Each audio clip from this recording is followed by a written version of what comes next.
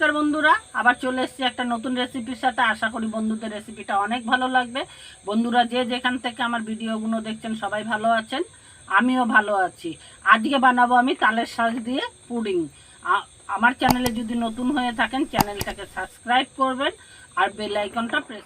পুডিংটা করার জন্য আমি এরকম দুটো তালের শাঁস নিয়েছি। একটু একটু শক্ত হয়ে গেলে এইভাবে যদি একটু শক্ত তালের শাঁস দিয়ে পুডিংটা করা যায়, খেতে কিন্তু অসম্ভব মজার হয়।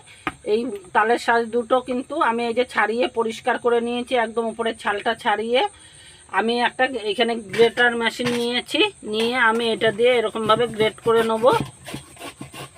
গ্রেটারটা দিয়ে এইরকমভাবে গ্রেট করে নিয়েছি। দেখুন একদম ঝিরিঝিরি করে কিন্তু গ্রেট করে নিতে হবে, তবেই কিন্তু পুডিংটা সুন্দর হবে খেতে। এইভাবে আমি গ্রেট করে নিয়েছি। এইখানে আমি 500 মতন দুধ নিয়েছি পুডিংটা করার জন্য। আমি দুধটা কড়াইতে দিয়ে দিলাম। তালের শাঁসটা গ্রেট করে রেখেছিলাম আমি, সেটা দুধের মধ্যে দিয়ে দিচ্ছি। দুধটা আমার ফুটে গেছে, তারপরেই দিয়ে খানিকক্ষণ ফুটিয়ে নেব। এটাকে ভালো করে মিশিয়ে নেব, এইভাবে মিশিয়ে ফোটাতে থাকবো এটাকে।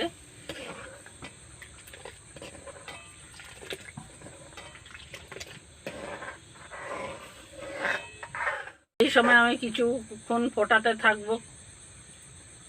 এখানে আমি পরিমাণ মতন চিনি দিলাম, আপনারা মিষ্টিটা কম বেশি করে দিতে পারেন। আমি যেই আন্দাজে জিনিস নিয়েছি সেই পরিমাণে কিন্তু আমি মিষ্টিটা দিলাম। মিষ্টিটাকেও আমি ভালো করে জাল করে একদম গলিয়ে নেব, যাতে যতক্ষণ না গলে যাচ্ছে ততক্ষণভাবে আমি এরকম নেড়ে চেড়ে দুধটাকে সমানে ফুটাতে থাকবো।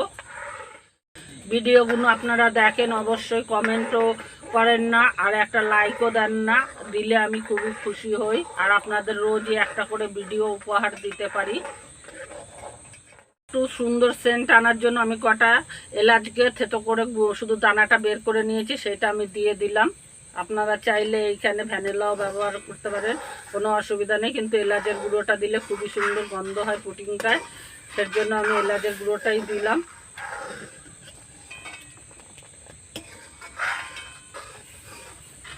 দুধটাকে কিন্তু পুডিংটা করার জন্য খুব ভালো করে ফোটাতে হবে। আমি আস্তে আস্তে জাল করছি আর ফুটাতে আছি। এখানে আমি এই চামচের মাপে 2 চামচের মতন কর্নফ্লাওয়ার নিয়ে নিচ্ছি।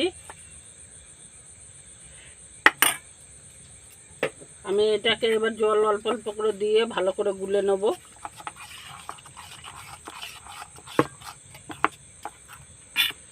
যাতে ঢালা না থাকে সেইভাবে আমি কিন্তু গুলে নিচ্ছি। আমি এখানে একটু পরিমাণে বেশি জল দিচ্ছি। এইখানে যে আমি কর্নফ্লাওয়ারটা গুলে নিলাম, আমি সেটা দিয়ে এবার ভালো করে নাড়তে থাকবো যতক্ষণ ফুটে না ওঠে। এইভাবে আস্তে আস্তে জাল করে আমি নাড়তে থাকবো। এইভাবে কিন্তু ভালো করে ফুটিয়ে নিতে হবে। দেখুন, না হলে কিন্তু পুডিংটার স্বাদ কিন্তু ঠিক মাপের লাগবে না, খেতে অতটা স্বাদ লাগবে না। এইভাবে কিন্তু অল্প আঁচ দিয়ে এরকম ভালো করে ফুটিয়ে নিলে কিন্তু পুডিংটার স্বাদ কিন্তু অসাধারণ হয়। এইভাবে কিন্তু করলে খুবই ভালো লাগে খেতে, বড় থেকে বাচ্চারা সবাই ভালোবাসে এই পুডিংটা খেতে।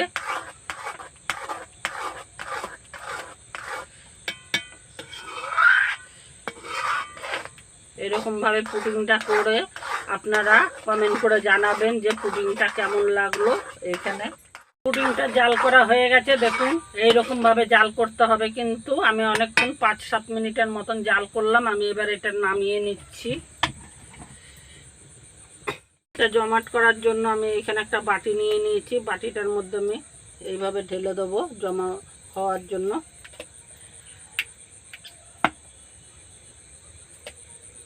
এটা কিন্তু গরম থাকতে থাকতে এটা জমাট করার জন্য বাটিতে, বা যাতে আপনি জমা করতে চান সেটার মধ্যেই সেট করার জন্য মোল্ডও নিতে পারেন। আমার কাছে মোল্ড নেই বলে আমি বাটিতেই এটা সেট করার জন্য নাবিয়ে দিচ্ছি।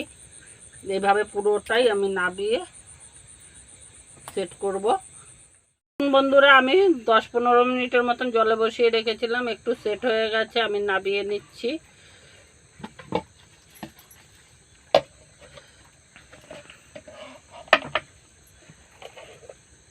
দেখুন কত সুন্দর সেট হয়েছে আর কতটা নরম হয়েছে, দেখে বুঝতেই পারছেন। এইগুলো যে কালো কালো দেখাচ্ছে এইগুলো হলো এলাচের গুঁড়ো। দেখুন বন্ধুরা কত সুন্দর সেট হয়েছে। আমি কেটেও দেখাচ্ছি আপনাদের।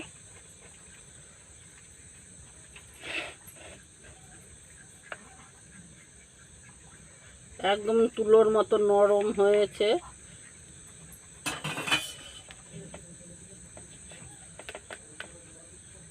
দেখুন কতটা নরম আর কতটা তুলতুলে হয়েছে। যাদের দাঁত নেই তারাও কিন্তু খেয়ে নিতে পারবে, অসম্ভব মজার হয়। আপনারা দেখে বুঝতেই পারছেন। রেসিপিটা যদি ভালো লেগে থাকে আবারও বলছি চ্যানেলটাকে সাবস্ক্রাইব করবেন, আর বন্ধুদের সঙ্গে অনেক অনেক শেয়ার করবেন, লাইক দেবেন, কমেন্টে জানাবেন আমার রেসিপিগুলো কেমন লাগছে। ততক্ষণ সবাই ভালো থাকবেন। একটা নতুন রেসিপির সাথে আবার দেখা হচ্ছে।